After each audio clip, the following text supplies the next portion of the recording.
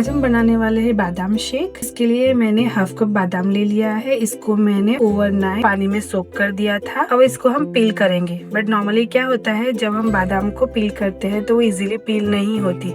तो इसके लिए मैं आपको एक टिप्स देने वाली हूँ। इसके अंदर हम जो बॉइलिंग गर्म पानी होता है वो डाल रहे हैं और इसको थोड़ी देर हम साइड में रख देंगे। तो इससे क्या होगा कि ये इजीली पील हो जाएगी। दूध को उबालने के लिए हमने मोटे तले वाली कढ़ाई ली है। इसको हमने गैस पे रख दिया है और थोड़ी सी हमने गरम कर ली है। कोई भी आप चीज दूध की बनाते हो तो उसको क्या करे, डायरेक्ट ही दूध को मत डाले, पहले थोड़ा सा पानी डाले ताकि जो आपका दूध है वो नीचे चिपकेगा नहीं। अब हम अपना दूध डाल देते हैं इसके अंदर। ये मैंने 2 लीटर दूध लिया है।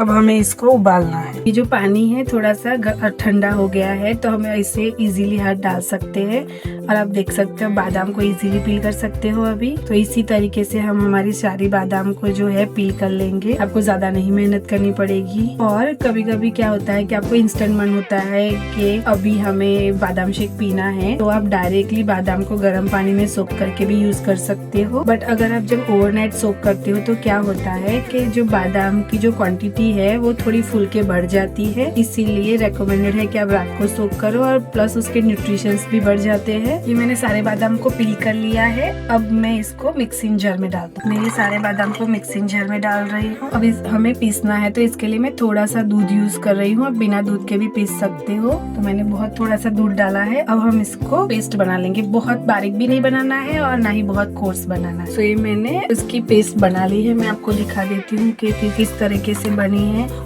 ये ना तो बहुत कोर्स है ना ही बहुत फाइन है। तो ऐसी पेस्ट हमें बनानी है। हम इसको बाद में यूज करेंगे। ये हमारा दूध थोड़ा सा गर्म हुआ है, बट आप क्या करें कि बीच बीच में इसके ऊपर ध्यान रखें और बीच बीच में हिलाते रहे, नहीं तो दूध क्या करता है नीचे चिपक जाता है। पहले जब तक 2-3 उबाल आते हैं तब तक ही हमें दूध को चलाने की जरूरत पड़ती है, वरना जरूरत नहीं पड़ती, बाद में नहीं चिपकता। तो आप ध्यान रखिए कि इसको अच्छे से हिलाते रहे। जो मलाई बनती है उसको बीच बीच में तोड़ते रहे और जो साइड में दूध जमता है उसको भी निकाल कर इसके साथ मिक्स कर। ये हमारा दूध है जो अच्छे से उबल रहा है। अब मैंने थोड़ी गैस की फ्लेम को कम कर दिया है। आप देख सकते हो कि वो थोड़ा रिड्यूस हो चुका है। तो ये स्टेज पे हम क्या करते हैं कि थोड़े केसर के थ्रेड डाल रहे हैं। ये हमने थोड़ा सा केसर ले लिया है। ये बिल्कुल ऑप्शनल है। मैं इसके अंदर डाल रही हूँ। ये आप चाहो तो डाल सकते हो, बट इससे थोड़ा कलर अच्छा आता है इसलिए मैं डाल रही हूँ। और हमारे जो दूध है वो थोड़ा सा रिड्यूस हो चुका है। तो ये स्टेज पे हम इसमें बादाम की पेस्ट ऐड कर। ये हमारी जो बादाम की पेस्ट है हम हमारे दूध के अंदर ऐड कर रहे हैं। इसके बाद आप देखेंगे कि आपका जो दूध है एकदम से गाढ़ा होने लगेगा। अब आपको थोड़ी देर चलाना पड़ेगा इसको, नहीं तो क्या करेगा कि जो बादाम हमने डाले इसकी वजह से वो नीचे चिपक जाएगा। तो इस बात का ध्यान रखें। इसको थोड़ा सा 10 मिनट जैसे इसको बस हिलाते रहे। हमें थोड़ी देर तक इसको कुक करना है। ये मैंने 1 कप में ले लिया है कस्टर्ड पाउडर। ये वैनिला फ्लेवर का है। आप चाहे तो दूसरी फ्लेवर का भी यूज कर सकते हैं, बट ये बादाम शेक के साथ ये फ्लेवर बड़ी अच्छे से जाती है। ये मैंने 2 टेबलस्पून ली है। इसके अंदर हम थोड़ा सा ठंडा मिल्क है, ये गरम मिल्क ना डाले, नहीं तो क्या होगा कि गांठें पड़ जाएंगे। तो ये हमने थोड़ा सा मिल्क डाला है और हम इसको अच्छे से मिक्स कर लेंगे। पतला सा जो है वो पेस्ट बना लेते हैं हम। अगर आप फास्टिंग के लिए बना रहे हो, जब आपका उपवास होता है तब, तो आप ये ना डालें, क्योंकि अगर आप ये डालोगे तो आप फिर फास्ट में नहीं पी सकते। तो ऐसे पतला सा एक पेस्ट बना लीजिए। ट्राई कीजिए कि इसमें कोई भी गांठें ना रहे, नहीं तो जब आप दूध में डालोगे तो हमारा जो दूध है वो गर्म है तो क्या होगा कि इसके गांठें पड़ जाएंगे। तो ये हमने बना लिया है। ये हमने कस्टर्ड पाउडर की जो स्लरी बनाई है उसको हम दूध में डालते जाएंगे और उसको मिक्स करते जाएंगे।